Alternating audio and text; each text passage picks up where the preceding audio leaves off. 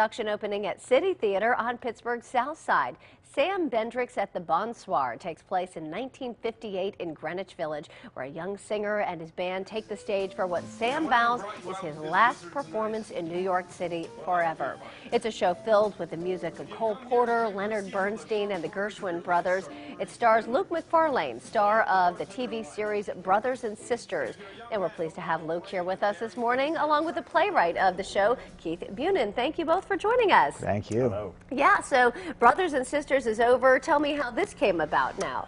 Well, Keith and I have known each other for about 6 years now, and we wanted to work together after we did a play in New York City about 5 years ago with Jill Clayburgh. And this opportunity came along. We've been workshopping this piece for a while, and City Theater finally said to us we would like to produce that play. That's a long time. You've been waiting, what, for the series to end so that you'd have time to do this? That's correct, yeah. That's the one thing. The wonderful sort of golden handcuffs about television is they have you for a very, very, very long time. Yeah, so what was it like to do a TV series for that long? It was wonderful. I mean, so rarely as an actor you get to do roles for short times, and I think that's why, you know, actors, we like that because we get to do lots of different things, but doing a television series for a long time, you get to really live inside a character for a long time. So what's it like to do live theater now with that audiences right there?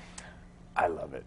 I was totally missing it for a very long time. It's the exact opposite of television. How so? Explain to viewers who might not be actors. Well, when you are doing a play, you have somebody in front of you who is responding with laughters or tears or applause, and when you're doing a television show, you're on a very quiet set, and the only sort of response is from the camera, which doesn't tend to say very much. So you have to generate a lot of things yourself, do you? That's correct, yeah, that's correct. Yeah. So tell me how you came up with this whole story for the show. Well, it came out of conversations Luke and I actually had, because I was really interested in this period of New York history and sort of art history. It was a time when there was all this great stuff happening artistically in New York. There was the Beat Generation, and then there was, you know, the New York School of Artists. And this is the late 50s? The late 50s, West Side Story just opened on Broadway, you know, and it was also a time when all these people had just sort of come, who'd met, like a generation of people who had been in the war all came to the cities. Yeah. And so it was this time, even though it was the Eisenhower era, it was a time of sort of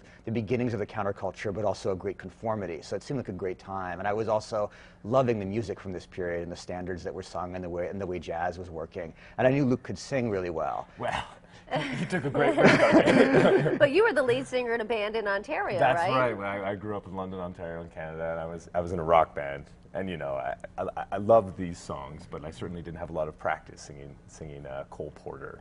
So how does he do from rock to this style? Fantastic. He's really great. He's like a Chet Baker style crooner, is what I would say, in a really great way.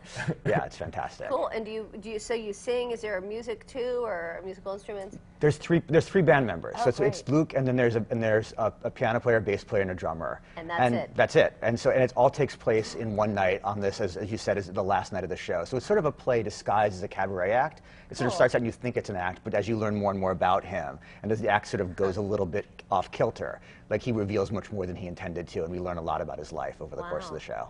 What's it like to do a one-man show? That's got to be exhausting. It's exactly what I wanted. I was like, oh, TV, no, I want a challenge. And I certainly got it in this. I should also say, when we're speaking of musical instruments, Sam, my character, plays a musical instrument in the show. Oh, wow. Which is a bit of a surprise. What instrument? Can you tell us? I guess I should tell you. My character plays the cello.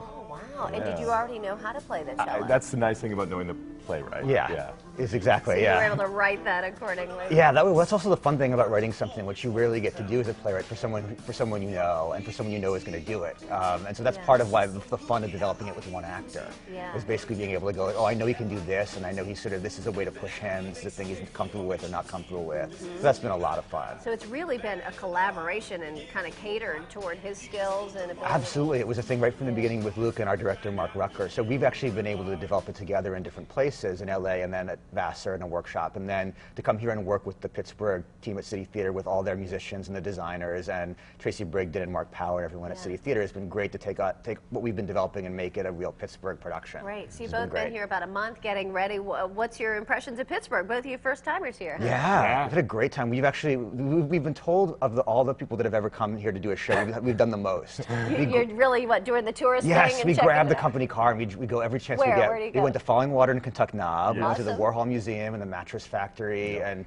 We also both love to eat, so we've been eating a lot. Yes. Any favorites so far? Last time we went to Salt of the Earth, which is great. Nice. Excellent, yes. Yeah, and we've been to Kaya a couple times, and 11, and all over really, but it's been great. Yeah. It's been so Great. wonderful. Well, welcome to Pittsburgh. Great to have you here. You're going to be here a little while longer. So so December 18th, yeah. Fantastic, fantastic. Well, thanks so much for telling us all about this neat show. Thank Thank you you. very much. So if you want to see Luke Macfarlane perform on stage in Sam Bendrix at the Bonsoir, get your tickets now. The show runs through December 18th at City Theater on the South Side. For showtimes and tickets, call the box office, or you can go online. We've got a link for you at kdka.com/PTL.